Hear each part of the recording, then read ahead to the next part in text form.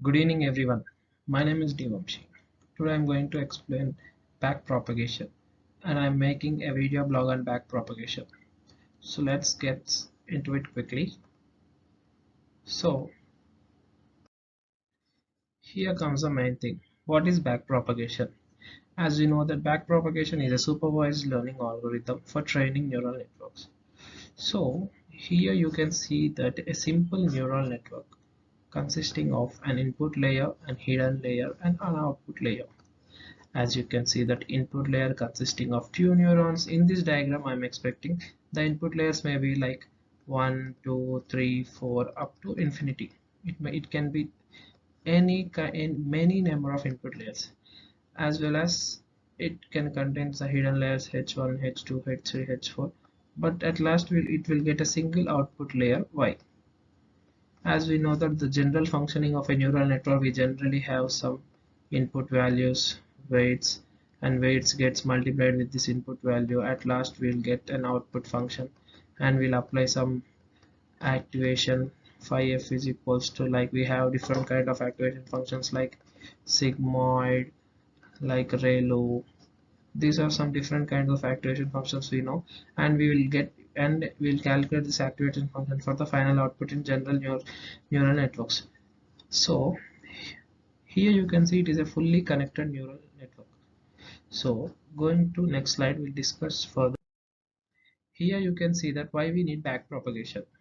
Here you can see the input layers of a neuron and weights and two hidden layers and one output layer.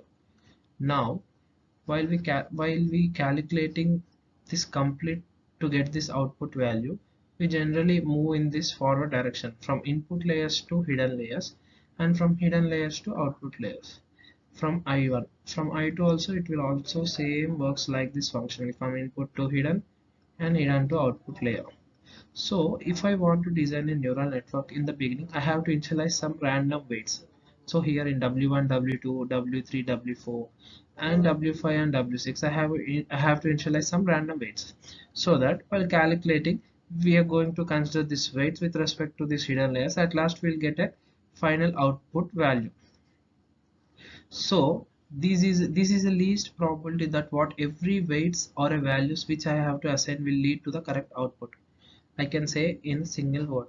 So going to next slide, I will assign some weights. So our model is initialized with some weights. Like for example, here we can see that 0 0.1, 0 0.21, 0 0.12 and 0 0.8. So from calculating from I1, we'll move from input to hidden as I explained in the previous slide. So our model is now initialized with some weights.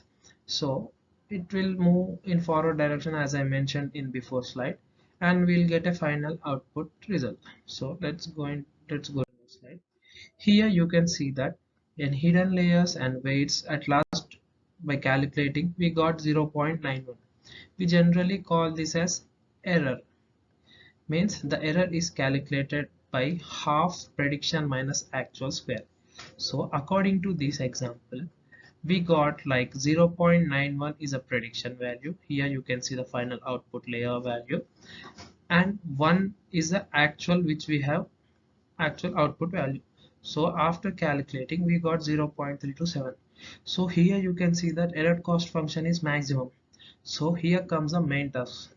By applying backpropagation, means like it backpropagates from output layers to hidden layers and hidden layers to input layers. Here we adjust the weights, means we are going to update the weights so that this error cost function will be minimized. So this is the main thing why we need of using backpropagation. If we don't use backpropagation, we'll get a maximum error.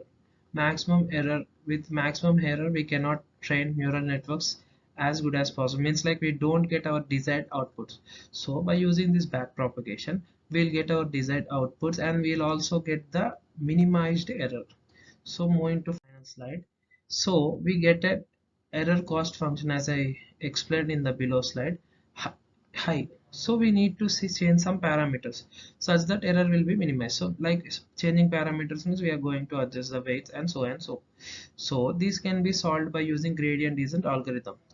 in further video, means like for upcoming video, I'm going to clearly explain about what is gradient descent and how does it works. Thank you so much.